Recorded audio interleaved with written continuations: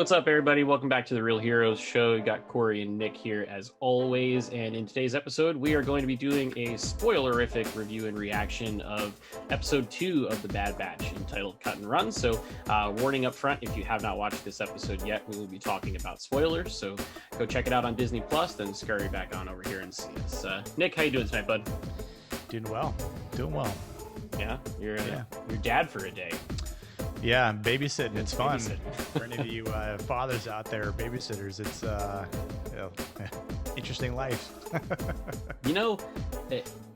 It's funny that you're doing this babysitting as we're making this episode, because Yes. I don't have any intent of having children.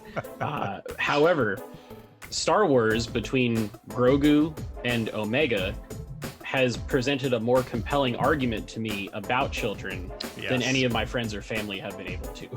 Yeah, So, I'm very much feeling like Din Djarin right now. right? You know, the child in the other room was very infatuated with my keys, much like Grogu was with the metallic ball and the Razor Crest. Well, hopefully you don't have any amphibian eggs laying around for or little guy to eat. Yeah, that would be very weird. Yeah. So with this episode, we went back to the typical 30-minute structure, so no more 75-minute episodes, Sadly. which seems like this will probably be the norm for the remaining 14 episodes that we get after this. So obviously a little bit faster pace, a little tighter story than what we had in the last one, but overall, what did you think of this one? Did you enjoy it? Was it a little bit of a come down after the first episode? Where'd you fall on it? Yeah, it was. I like the fact that we got 2 episodes in a week. I almost wish that could be possible. I know. I think again it spoils us a little bit. Again, which is fine, just to get people reacclimated about what this Bad Batch group is about, and kind of again filling in the blank spaces between episodes 3 and 4. But it's good to see a little bit more of where they're going, right? Like we said the last episode. Curious to see where they're going to go now that they're deserters and wanted by the new Empire. So it was and I even for an episode that was 30 minutes, it still felt like a good length. I think with the content that was provided in the episode, and much like Hunter, who was trying to pretend to be a father for once, I kind of saw a little bit more about that today with how to do some babysitting. So we get the I didn't yell at the kid like a soldier though. So well, that's probably for the best. Yes. The babies don't deserve that. But no. So in our last episode about the Bad Batch, we were kind of like theorizing, who are we going to see? What's the next character going to be? And it turns out that it was Cut and Sue from all the way back in season 2 of the Clone Wars, with the whole arc where I guess, what was it, after Geonosis, and then Seleucami is the planet that they're on, and he was a deserter and left the war to start a family and all that. And the Bad Batch, we don't know this until this episode, but they're friendly with Cut and Sue as well, and they go there because their list of friends is very short. We find out that Rex had passed through there just a day prior to the Bad Batch showing up, which it's only inevitable that they're going to run into each other, I think. But at some point, and this episode established like a lot. It did a lot in that 30 minutes. Not only did you get that reoccurring character from Clone Wars, but to me, I think this is the first instance, like chronologically speaking, where chain codes are brought up. Yes. Because now the Empire needs to know who everybody is and where they are at all times, which the oppression is starting. We develop all of the characters. Like, you get to see a side of like Uncle Wrecker, right? Like stuff that we didn't know existed when we first met these guys back in season 7 of the Clone Wars. So a lot of cool characterization, fill in the gaps. They're very quickly moving from the Republic to the Empire. Like there were Imperial logos on towers on this planet already. And all the clone troopers that were still working for the Empire, all of their fun little, artwork on their helmets and their pads and whatnot, all gone. Yep. Just that clean, pristine white that eventually makes its way into, Stormtrooper armor and everything. Yeah. So I thought the episode was great. I agree. I've heard some people online say filler. I don't know. I mean, it's a 16 episode season. Not everything's going to be like an earth shattering moment, but these little episodes where you get these smaller character moments that attach you to the characters more, I think are good. Like Omega stepping off the ship and never seeing like true daylight before, or dirt. Right? Yeah, we settled the argument in the Star Wars universe: dirt good, sand bad. Right? It's funny. I at that moment I was like, who she'd love right now is Johnny Depp. Where's my dirt? I'm gonna judge it. I'm gonna judge it. Like it's all Disney, I guess, right? So it is true. I mean, the crossover could happen. Right. Captain Jack Sparrow. When he, like, isn't there a scene in like the third Pirates movie where he goes into like some void that's kind of like a multiverse or whatever? Essentially, like he goes into Davy Jones's locker, like so he could just go in there and walk out another door and be in Star Wars, and it works. It works. There are pirates in Star Wars. Hondo Ohnaka is a pirate, so it could work. But yeah, Omega like playing with dirt and just saying this is amazing and wanting to touch everything on the planet and not knowing the concept of playing catch, like all that kind of stuff. Like it shows you life on Kamino is not necessarily great for a kid. Not much to do there.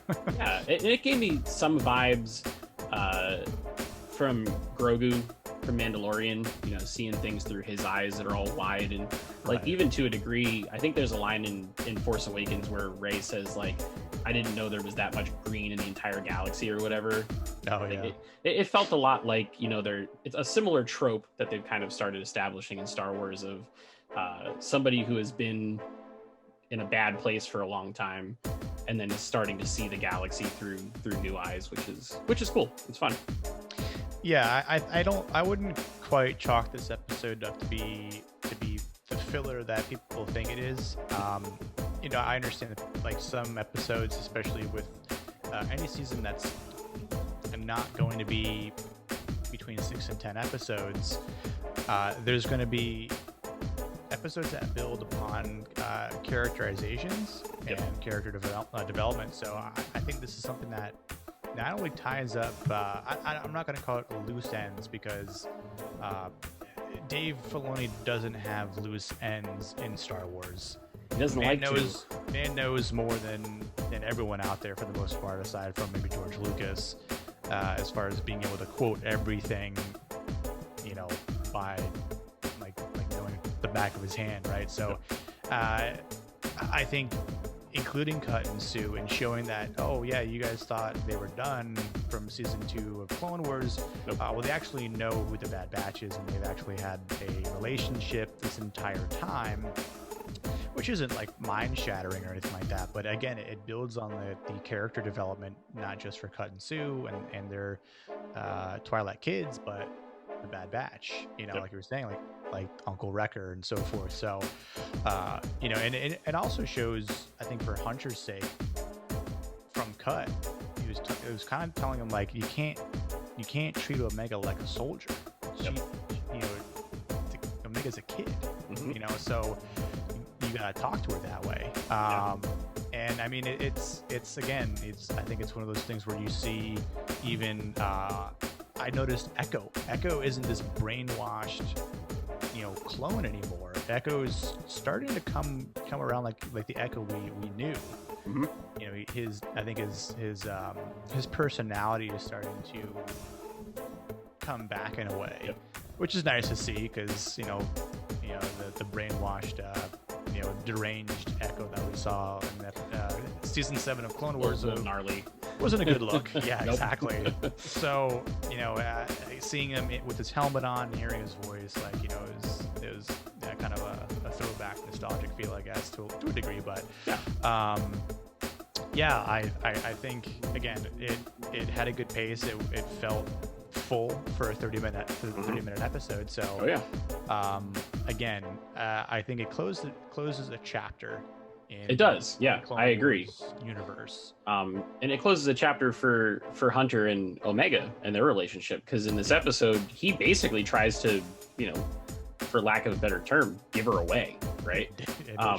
And then send her off. He's just kind of like, go. I'm extra chain code. I didn't even tell you about it. Get on the ship, you little bastard. Get out of here. You know, like, but then by the end of the episode, she says, I want to be here with you. And he's like, if this is where you want to be, then this is where you'll stay.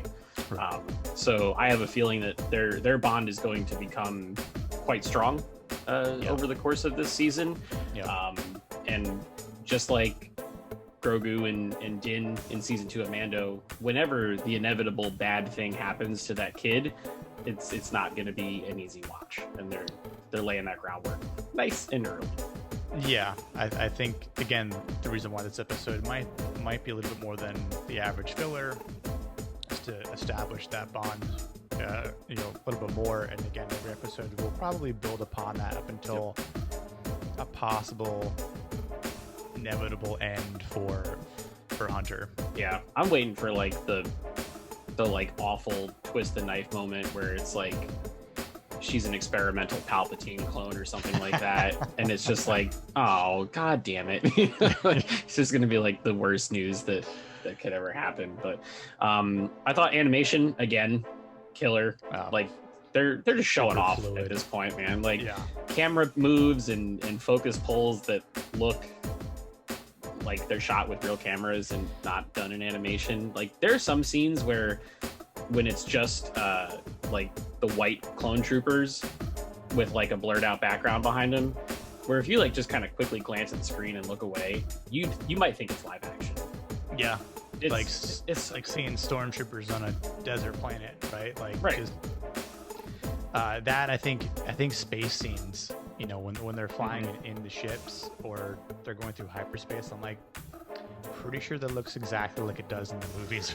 Exactly, like, you know, I'm like damn, like it's incredible. And you know, hats off to that production team, the artistry that goes into it. I mean, that's like the technology continues to improve, so you know, and that's also what makes a show great or better. You know, it's like if a show continued to have the same art form, you know, and the technology didn't increase, I mean, excuse me, how well would we actually appreciate it, right? Like how often would we actually want to watch it? Right. And one of the hallmarks of Lucasfilm is pushing the boundaries of technology at all costs, almost. You know, like that's been George's thing since day one, and they're still doing that today, both on the live action and the animated side. So kudos to like everyone involved in making the show look as cinematic as they do. It's just it's fantastic. So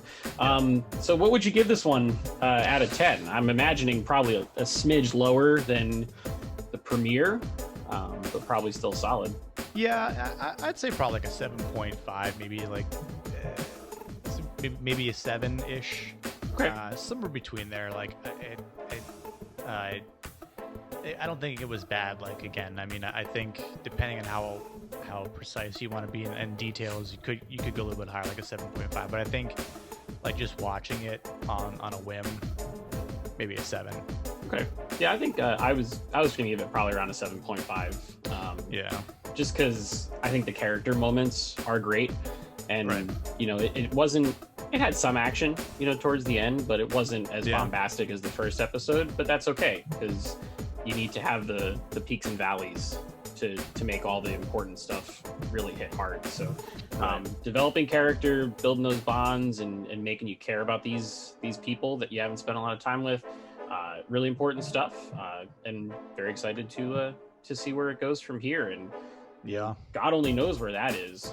I kind of like not knowing where it's going to go. Yeah, me too.